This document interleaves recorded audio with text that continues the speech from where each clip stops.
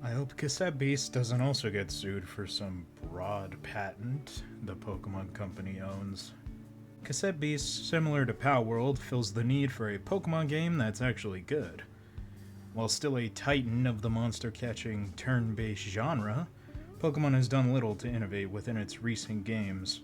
You're even lucky in some cases if they can run as intended, often having problems with loading in roaming Pokemon or lagging in certain areas with weather conditions. While Cassette Beasts isn't perfect, it's much more interesting and a functional game. So while this is mainly going to be a review of Cassette Beasts and the main storyline, I will also have some criticism for Pokemon Scarlet and Violet to follow up with. Cassette Beasts starts with you washing up on the shores of New Wirral.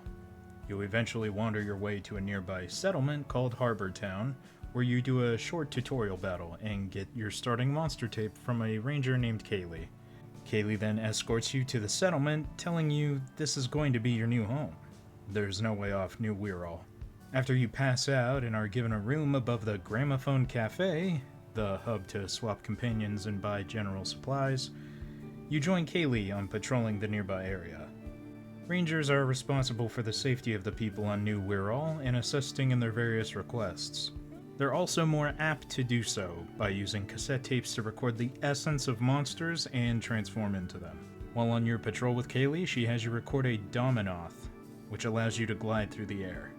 There are also other monsters that give you abilities to use in the overworld, and with the most recent update, you can even change the type of wings you use to glide with other monsters you record. Eventually, while on this patrol, an entity will burst out of the ground, dragging up an old train station with it. You and Kaylee will enter it and run into the dying archangel named Morgante. Morgante will mistake you for someone else, probably another archangel, before realizing you're just a pair of humans. She then attacks you, and while extremely wounded, she's very easily too strong for you and Kaylee. This is where the ability to fuse with your companion is taught to you, and by fusing with Kaylee, you manage to defeat Morgante. Morgante then wants to know what you want and why you've come here. Telling her that you want to go home, she says she knows how to leave New Wirral, but is also in need of a vessel to prevent her death. She then merges with you, and while passed out, you hear a portion of her riddle, and the rest of it is far too weak for you to make out. That's when you and Kaylee go back to the Gramophone Cafe to discuss fusions and archangels. Fusions can only happen when two people's hearts align, allowing them to fuse their monster forms into a stronger single monster. Archangels are also a mysterious but small group of things on New Wirral. They're extremely enigmatic and powerful, but also haven't been seen for a very long time. It's here now where the story branches a bit. You go to a ranger outpost and meet up with the ranger captain, Ianthe. She gives you a ranger card telling you that if you can beat all 12 ranger captains, you can also become one. They're scattered around New Wirral, encouraging you to explore the world and find them. The second story branch here involves the Landkeepers. The Landkeepers seem to be a force of entities trying to monopolize and steal people's land so they can extort them for profit. You gain a companion at the beginning of this storyline, Eugene. He comes from the same world or a similar one related to the Landkeepers. You can stop the Landkeepers by going around New Wirral, breaking into their various offices, and beating them in battle, eventually taking down their entire organization. The last storyline involves Morgante completing her riddle, solving it, and getting off New Wirral. She uses you basically to gather her strength back. After defeating other archangels, you give her more power, which reveals more of her riddle. Eventually, she'll gain enough energy to direct you to a location and give you instructions on how to leave the island from there. All the storylines feel very connected, while also giving you some agency on what you would prefer to invest in. Defeating rangers grants you special materials and grants you access to the ranger board once you become a captain, giving you some quests that you can complete for a variety of materials. Taking down the Landkeepers, while a long-term goal, is also a character quest for Eugene. It also will help you defeat an Archangel along the way, which is what you need to do for Morgante. And just exploring the island in general can help you with all of these things, while also netting you new companions, which will all have a character quest that involves an Archangel. Pokemon Scarlet and Violet also has a similar main 3 plot structure. Admittedly, they're a lot less connected. You can go take down the Pokemon Titans to power up your Cyclemon to help you explore the world, or you can go around trying to be the Pokemon champion, getting badges and allowing you to catch those Pokemon roaming around that are barred by level caps. Or you could go defeat Team Star, which doesn't really amount to anything, other than having students go back to school instead of hanging out at their camps. The only time that these storylines really connect is at the finale, since you need to complete them all to even enter Area 0. By doing the storylines, you'll have friends that can accompany you into it, despite this having problems in of itself. And while the structures are very similar, Cassette Beasts, I think, does some things that the Pokemon series has either been too lazy or too afraid to do for a while. Innovate and flesh out its world and its people. While the companions and characters in Cassette Beasts aren't massively complex, they're miles more interesting than anyone in Scarlet and Violet. Comparing your first companion in each game makes this very apparent. Kaylee from Cassette Beasts and Nimona from Scarlet and Violet. Nimona has a very basic character. She wants a rival that can handle her going all out in a Pokemon battle. She's basically a battle junkie and has scared away most people with her obsession. You can't really weigh in on this. This is all she is, really.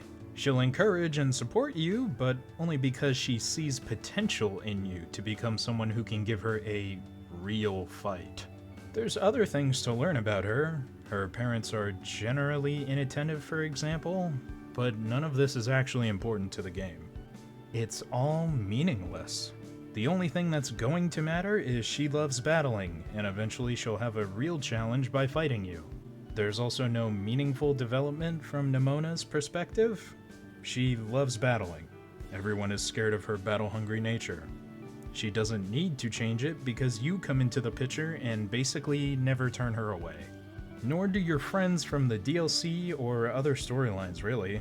It could have been a very easy to incorporate plot point, where she tries to act more reserved, but as the story progresses, she can't contain her battle hunger the more you beat her.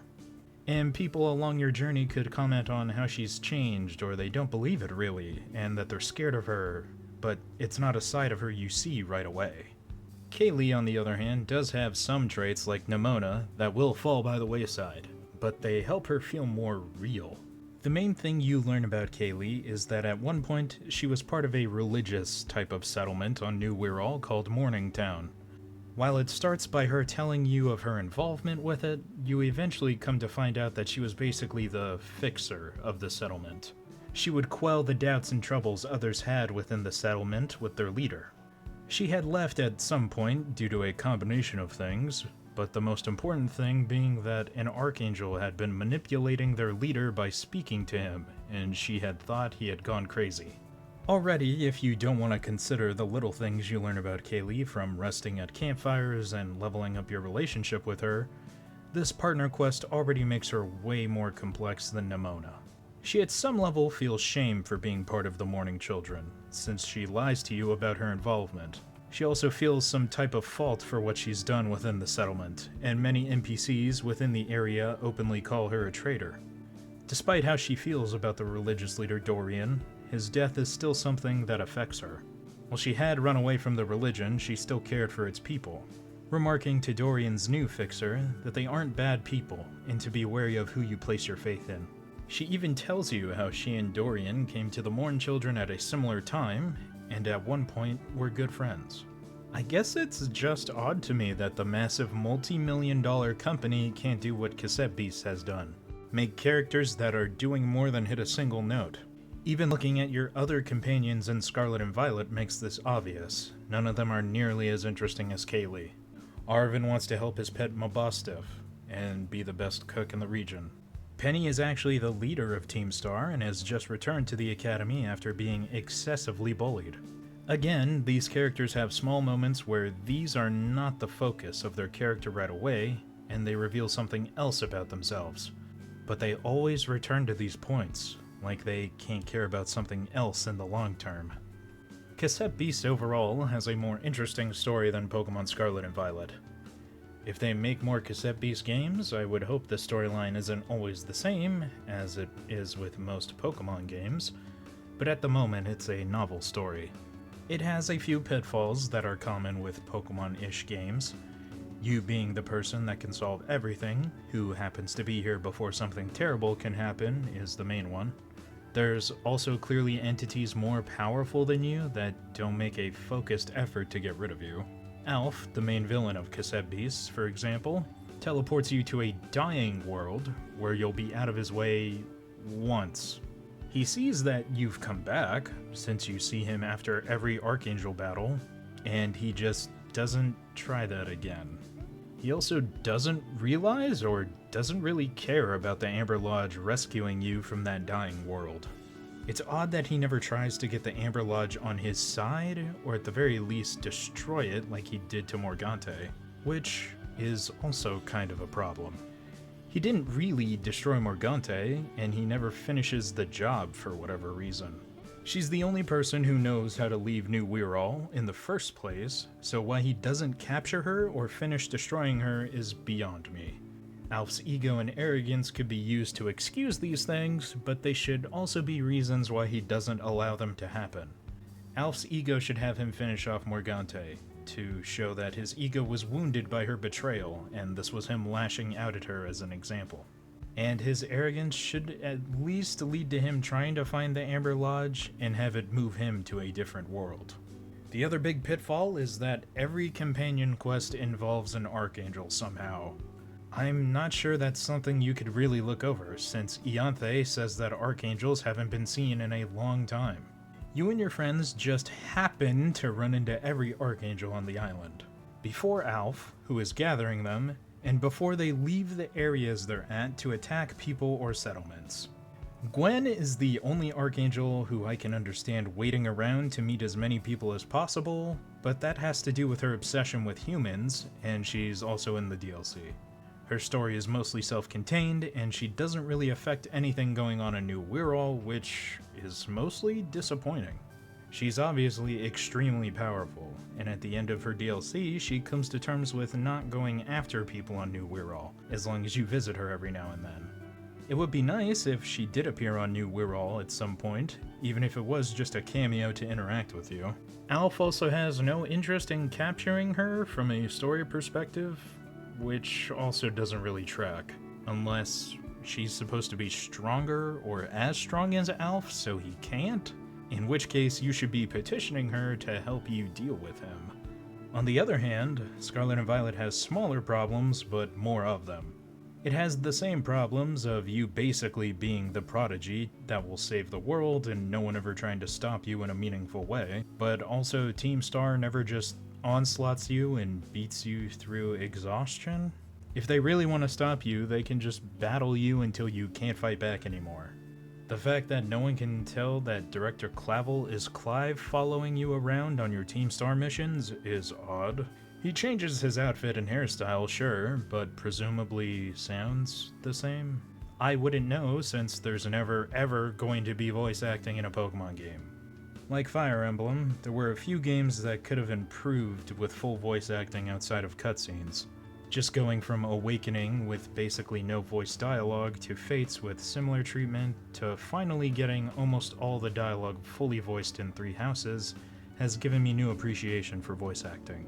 How I interpret some of the dialogue may be different from the intention, but I wouldn't know otherwise if it was all silent like it is in Pokemon. It's hard to even know how well Director Clavel is tricking people into thinking he's Clive with no voice acting. The other problem with the Team Star storyline is Penny basically started it. When her and her friends got bullied excessively, they made these star vehicle things to fight back, and Penny took the whole rap for the event. Hence her doing schooling somewhere else and being back in the region at the same time as you. She's also Cassiopeia, the same person asking you to take down Team Star because she couldn't just talk to them? There isn't really a reason for this to play out this way. She knows all of them, and it isn't like the Team Star camps are hidden, they're boxed off in areas around the region. She's also kind of stupid, since she wants to give you this task, and then Clive randomly showing up is allowed to provide you with constant backup and supplies he gets from Cassiopeia. There's almost no reason for her to trust Clive. He appears out of almost nowhere, and again, without voice acting, it's hard to tell if he can actually fool her. Penny would have been present for at least a few interactions with Director Clavel, so she should know what he sounds like. At the very least, Clive would be putting on a front to sound different, and he should be untrustworthy based on that. Not to mention that she wants to give you this mission, so why would someone else wanting to help with it matter? Arvin's storyline also has problems. He assumes that finding all these mystical herbs and feeding them to his Pokemon will heal him. Not to say that the Titans don't cause problems, because they do. A Titan Bombardier throws... Not to say that the Titans don't cause problems, because they do. A Titan Bombardier is throwing rocks down a mountain path, making it almost impossible to use, for example. But nothing ever comes from these events. You don't need to save a group of people trapped on the mountain path, for example. You just climb the path with your Cyclemon and beat it up until it goes to a different spot on the mountain to eat herbs to restore its energy. But not all the herbs, because you have to be able to get some every time. At the end of this storyline, you find out that Arvin's Pokemon was greatly wounded in Area Zero, defending him from Paradox Pokemon. But then he also agrees to help you get to the bottom of it for the climax. Admittedly, one of his parents is trapped down there, but also I don't know if this is a strong enough motivation for him to go down there. I guess since there's no problems with Nemona's story, more that her character has problems, it would be good to talk about the Cyclemons. They basically come from Area Zero with other Paradox Pokemon from their respective time periods. They basically help you with traversing different obstacles around the region. Traveling over water, gliding to places, climbing up areas, things like that. These are all dependent on your respective Cyclemon eating the mystical herbs to regain strength. In Cassette Beasts, you're able to unlock abilities to explore New Wirral by recording specific monsters. They're found in specific areas, and you can gather tips on where to find them by talking to people in Harbor Town. This system, while not really tied to something, I think allows for more flexibility. You can find the monsters you need while you're exploring in Cassette Beasts. And while you can find the Titan Pokemon while exploring, the natural emphasis of them having their own storyline makes them feel underwhelming. You also can't do anything beyond powering up your Cyclemon with the herbs from the Titans. With the monsters you capture to unlock powers in Cassette Beasts, you're also allowed to use them. They don't become exclusive traversing creatures that you can't evolve and battle with. Another problem is you also happen to just run into your Cyclemon before anyone else, since Arvin is looking for it, and giving it some food allows it to help you get back to where you fall from. I guess I would also question the point of having to give it the mystical herbs. Every ability you unlock with them should just be things it's able to do to begin with, and it just can't. It's possible that it was greatly wounded in Area Zero, fighting with another one of its species, but it isn't an idea that's really explored. If anything, your Cyclemon is just extremely scared and requires confidence, seeing as how its situation leads to the death of Arvin's parent, the Professor, in Area Zero, and its subsequent fleeing of Area Zero. I guess that also complicates things. How is it Arvin's Pokemon if it was in Area Zero fighting, and it was originally the Professor's Pokemon? Presumably they die with the Pokeball for the Cyclemon, so Arvin just put it in another one, I guess? This, I guess, is the overall point of trying to compare Cassette Beasts to Pokemon. Cassette Beasts I often see being memed on as Pokemon at home and things like that, when it really is just better, in basically every way.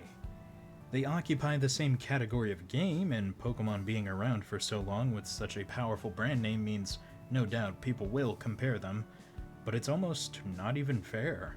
Cassette Beasts beats out Scarlet and Violet in almost every sense, and I didn't even really touch on the type interactions. Those are far deeper than anything ever tried in Pokemon. They can add new types to Pokemon, and change or add moves accordingly, but I doubt the interactions that Cassette Beasts have will ever be touched on by Pokemon. and most of them are fairly logical. Hitting a plastic type with a fire move melts it, for example, making it a poison type for a few turns. Hitting a glass type with an air move causes resonance, which at 3 stacks will insta-kill the glass type.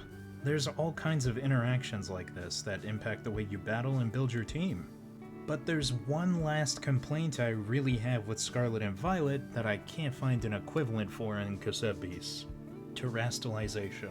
If I'm understanding Cerebi and Bulbapedia correctly, Hidden Power was a move that was essentially removed in Shining Pearl and Brilliant Diamond, left to be an exclusive move for Unknown in those generations. Hidden Power used to be a weaker but basically global version of Terastallizing. It depended on your Pokemon's IVs, which you really couldn't change back then, but it could be used by basically every Pokemon, and be whatever type it needed to be if your IVs allowed it.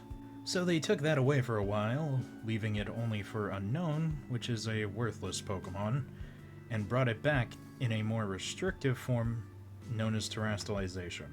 Regardless if you think this is a healthier form of Hidden Power for the game, being more predictable and restrictive in a sense, since you only get 1 Terraform per battle, it's just a repackaged Hidden Power. I would assume this is because they felt the need to have a new gimmick every game, but you could have just had Megas and Z Crystals. Those were generally well liked and received by people. I don't see the reason behind needing a newer gimmick that is just the recycled version of something you took away. I understand even less the people that are liking this without thinking about how its Hidden Power turned into a gimmick, which will become a staple, by the way. In the trailer for Pokemon Champions, they have a Pokemon Terastallize. This isn't something that's going away, which is upsetting. From my personal experience, Terraforms were a nightmare to deal with in Scarlet and Violet online battles. From my personal experience, Terraforms were a nightmare to deal with in Scarlet and Violet online battles. While there's generally staple Terraforms like Urshifu's Rapid Strike generally being Terra Water, it doesn't always have to be Terra Water. And since most battles are just one-offs, you can't do anything with the information that someone is running a different Terra type than you expected. Terraforms also give their respective type a power boost, so you always need to second guess if you'll actually be able to hold out in a situation, since Terraforms can happen whenever someone wants. The only restriction on it is it's once per battle. While I guess Hidden Power allowed for some Pokemon to have coverage they wouldn't have otherwise, that's all it really was. You couldn't really use Hidden Power as a nuke option to remove something from the field in most situations, but it feels like that's what Terraforms and the new Hidden Power, Terra Blast, are doing. Allowing any of your Pokemon to take whatever type they wish, use a powered-up Terra Blast that will match your Terraform's type once you Terastallize, and blow something up. Even if you could say the same for Hidden Power when it was available, which I don't think you can, these are almost entirely different in their power and purpose. They removed a game mechanic to give it back to everyone as a gimmick. I don't think this would slide with any other franchise. If suddenly Doomguy couldn't use shotguns for a few games, and then in the new Doom they released they showed off a BFG shotgun, it would be exciting. I'm not denying that. But it would also be extremely scummy that they had to take away something, make their player base forget about it, and then give it back to them all shiny and upgraded like the original feature never happened. Overall, with the controversy over the Switch 2, and ZA probably going to run like garbage on anything but it, this is already ample enough reason to pass on Pokemon for the near future. Add in all the damaging optics of Nintendo going after Palworld, and Cassette Beasts being a far better game than anything from Pokemon recently, and there's no reason to play Pokemon anymore. You should be supporting games like Cassette Beasts, which are actually good games, trying to do something interesting. Not the massive staple of the genre that refuses to innovate, or at the very least, stick with fan-favorite mechanics because they can afford to be lazy. Force them to change, to take notice, to be better.